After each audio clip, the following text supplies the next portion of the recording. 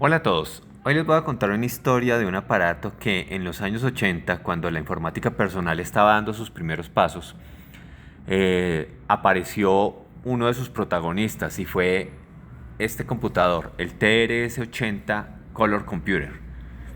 Algunos lo conocieron como Coco en ese entonces. Y incluso Isaac Asimov, el gran maestro de la ciencia ficción, salió en un anuncio de Radio Shack describiéndolo como un fantástico entretenimiento y un serio computador de trabajo. La posibilidad de conectar joystick para juegos acercó la programación, la educación y la diversión a miles de personas en ese entonces. Em, la idea es que les voy a presentar este computador y, y la transformación que le estoy haciendo. Bueno, este es entonces el computador con el que aprendí a programar en mi niñez. Em, Estamos hablando de un Radio Shack TRS-80 con espectaculares 64K de RAM. Esto se conectaba al computador. Por alguna razón llegó a mi familia en los 80s, 90s, no estoy seguro. En todo caso, yo tenía alrededor como de 13 años, 14 años, cuando empecé a trabajar con este computador y a programar lo que se podía con él. Traía un libro en el cual estaban los programas escritos en BASIC y uno los transcribía y pues veía que funcionaban. No tenía ni disco duro ni nada, nada donde uno pudiera guardar la información. Entonces lo único eran aquí unos cartuchos que se colocaban por esta ranura y, eh, y pues ahí estaban como los programas. No ha pasado tanto tiempo y lo he tenido guardado en una caja desde hace tantísimo tiempo que no, pues no se conservan muchas cosas e incluso está pues completamente desbaratado y dañado. No logró sobrellevar el paso del tiempo también. Entonces, pues ahí como lo ven, está amarillento, él está desbaratado. O sea, aquí no tiene ni siquiera tornillos. En algún momento se dañó y me imagino que lo intenté reparar y no fue exitosa la reparación.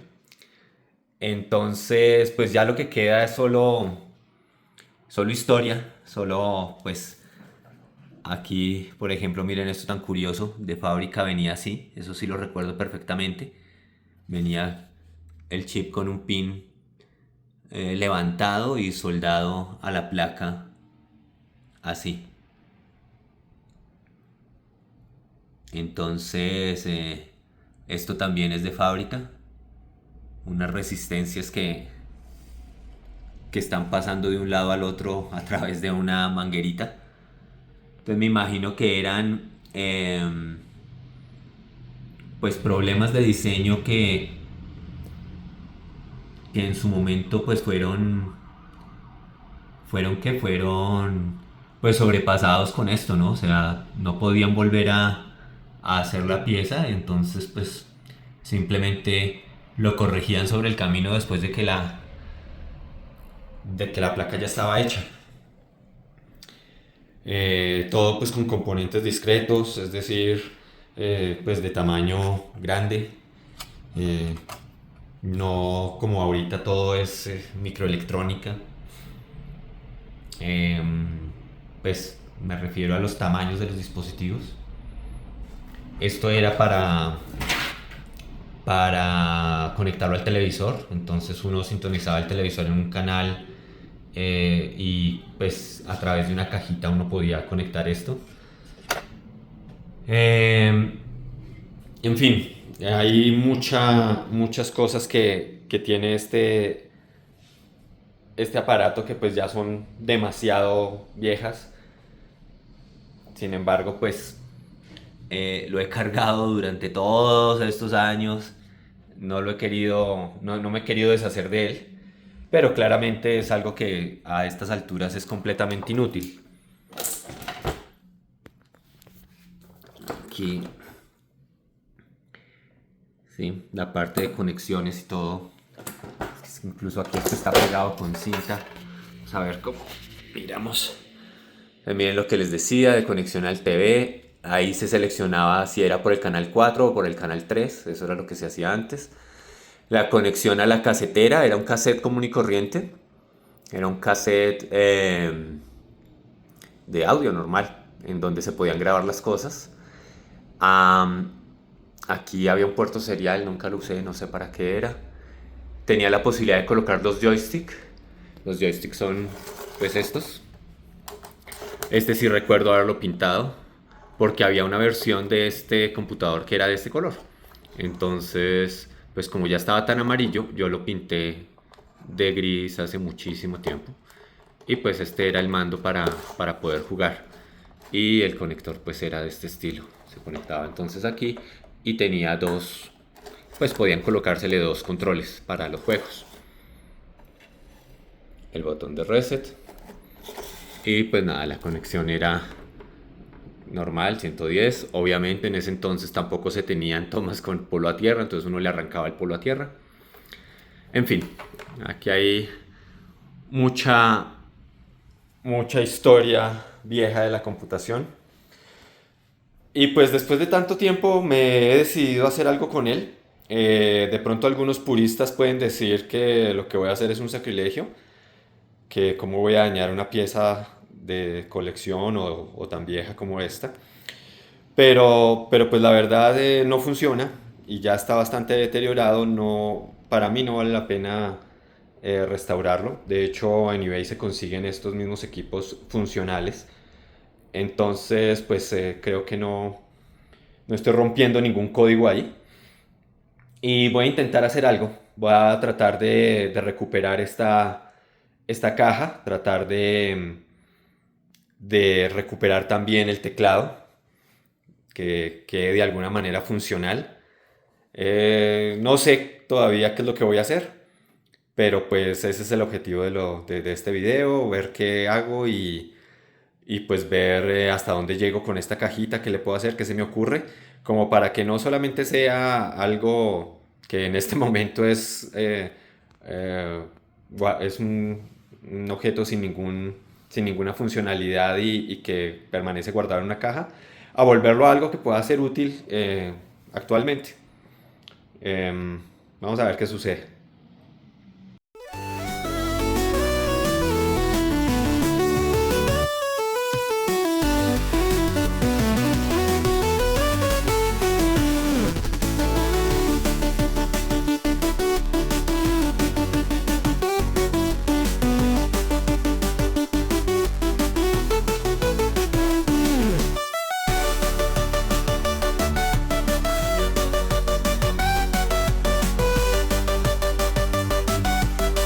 Otra cosa interesante de estos computadores era que no tenían monitor. En ese entonces no estaba pues asequible un monitor.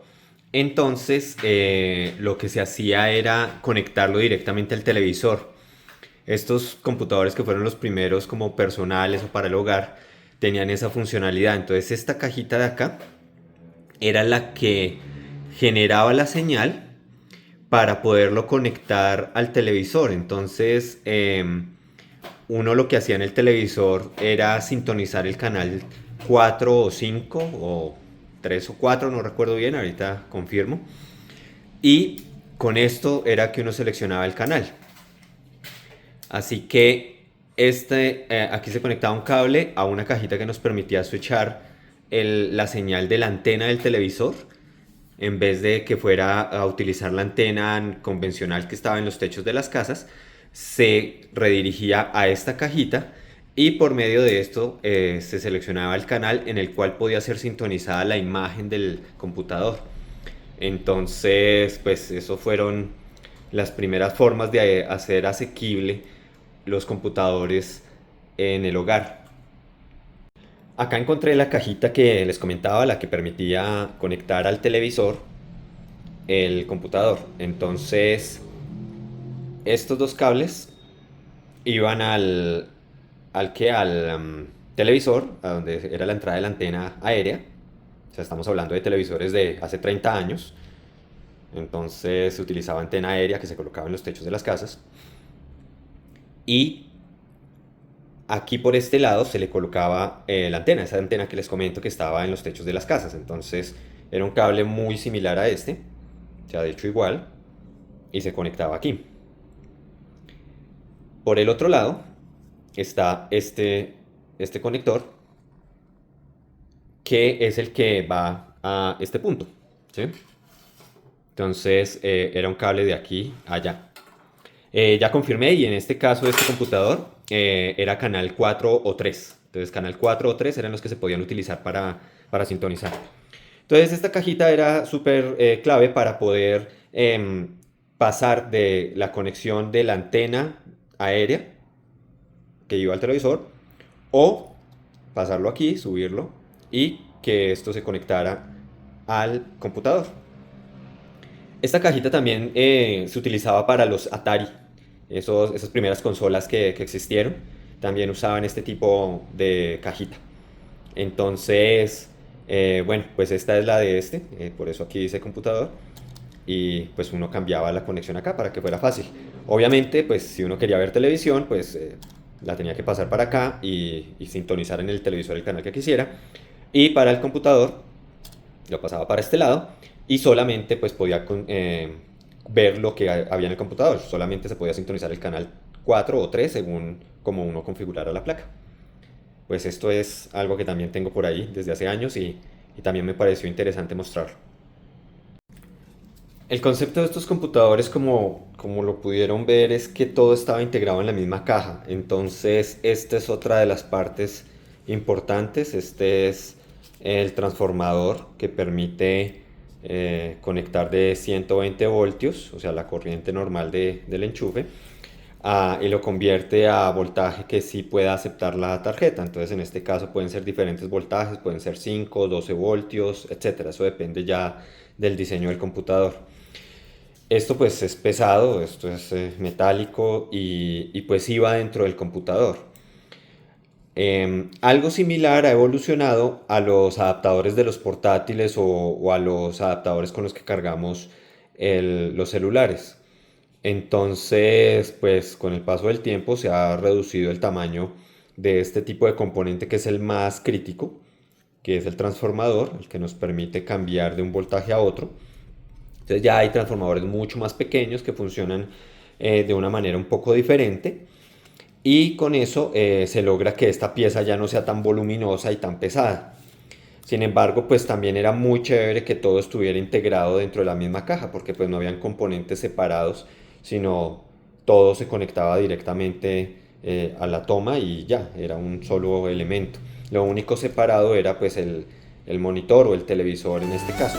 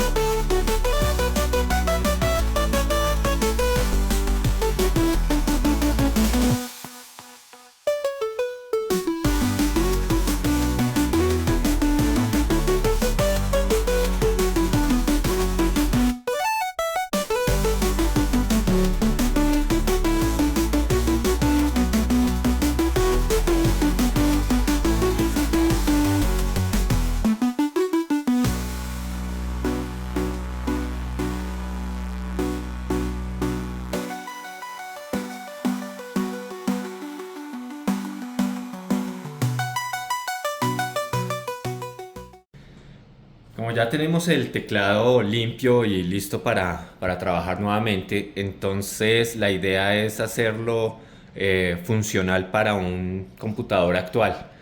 Por lo tanto, pues tenemos que ver cómo conectamos esta cinta, este bus de datos, convertirlo de alguna manera a USB para que se pueda conectar en un computador actual. El teclado pues está bien interesante. Aquí nos dice que es hecho en Japón. Y pues tiene poquitas teclas, no tiene todas las teclas que trae un computador actual, pero pues interesante trae el arroba. Y pues toca interpretar este break y clear. Son teclas que hay que reasignar para poder usarlo como un teclado actual. Para ello pues nos toca empezar a revisar la board. Aquí va el conector, o sea, aquí esto se conecta. Entonces nos toca empezar a revisar cómo está conectado cada uno de estos pines y más o menos tener idea de qué es lo que hacen estos integrados. Y pues ya de entrada sabemos que estos teclados son matriciales, o sea, funcionan por filas y columnas. Entonces cada pin de estos va a ser una fila o una columna. Y de acuerdo a eso, pues la intersección es una tecla. Así que nos toca empezar a descubrir eso y ver qué hardware le colocamos para poderlo interpretar y poderlo usar como un teclado USB convencional de los de ahora. Así que pues a la placa voy a hacerle una limpieza como para poderla manipular más cómodamente y pues también para tenerla en un mejor estado.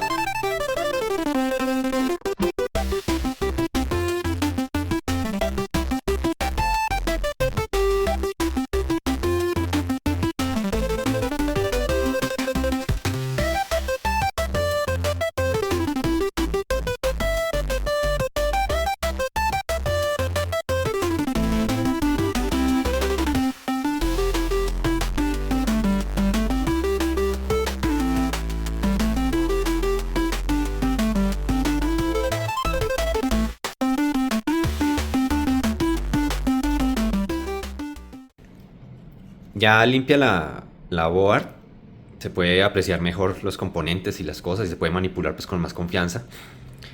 Y pues aquí hice un hallazgo, vamos a tratar de mirarlo. Miren, ahí hay una pista levantada. Ya, esto que está aquí, ¿sí?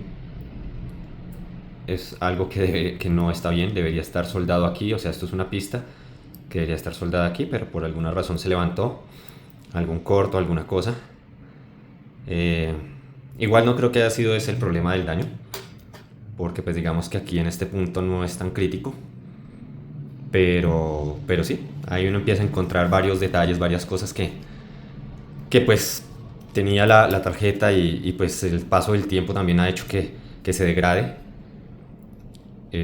Estos integrados son integrados muy delicados, por eso estaban cubiertos aquí con esa cajita metálica, que es básicamente una jaula para protegerlos.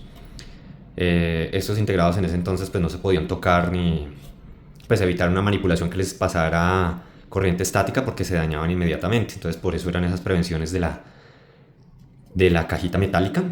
Así que pues en este punto seguro ya están dañados porque pues esto ha tenido manipulación sin ningún cuidado. Y pues ahora ya no es tanto, ya ahorita los integrados ya están más protegidos y uno los puede manipular más libremente, no se dañan tan fácil como estos, pero pues esta tecnología apenas estaba comenzando, así que por eso tenían esos problemas. Y también vemos pues problemas de construcción de los circuitos, ¿no? O sea, de los circuitos impresos. El hecho de que se despegue el cobre de la placa, se generen estas cosas, pues esto eran problemas de fabricación en ese entonces, pero pues solamente se ven muchos años después. La tecnología sí ha avanzado en esto muchísimo. Pero lo chévere de estos circuitos es que pues uno veía claramente qué estaba conectado con qué. O sea, los caminitos eran bastante evidentes y uno veía las conexiones internas como eran. Eso me gustaba, eso era muy chévere porque pues incluso los fabricantes entregaban el circuito en planos para que uno lo mirara y lo pudiera reparar si era el caso. Entonces esa información estaba disponible. y pues no había como tanta obsolescencia en ese sentido porque pues se podía reparar, como en este caso. Aquí pues esto yo sigo diciendo que es una locura, pero pues lo hicieron. Colocar estos componentes, estas resistencias así en serie para arreglar algún problema. Lo mismo este cablecito.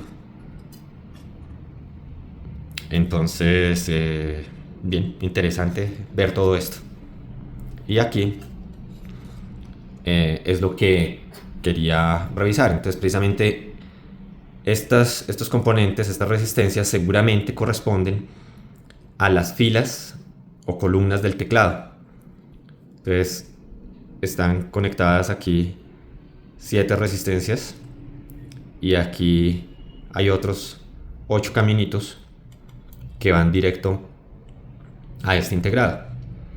Entonces esto claramente es el integrado que nos permitía leer el teclado y es lo que tengo que reemplazar. O sea, este integrado, todo lo que hacía él y los componentes alrededor, me toca reemplazarlos para poder hacer que estas señales del teclado o estos contactos del teclado pues sean leídos a través del puerto USB en un computador normal. La parte más importante que hay que cambiar para este proyecto pues es la tarjeta principal, Esto pues ya no cumple ninguna función, simplemente pues vamos a reemplazar lo que hay por dentro y pues para ello necesitamos una board nueva o un reemplazo. Entonces aquí pues un amigo me hizo una donación y es precisamente este portátil que pues sufrió un accidente, se rompió, quedó hecho pedazos, lo intentaron reparar, pero definitivamente no es posible, está muy deteriorada el portátil como quedó. Sin embargo, está completamente funcional.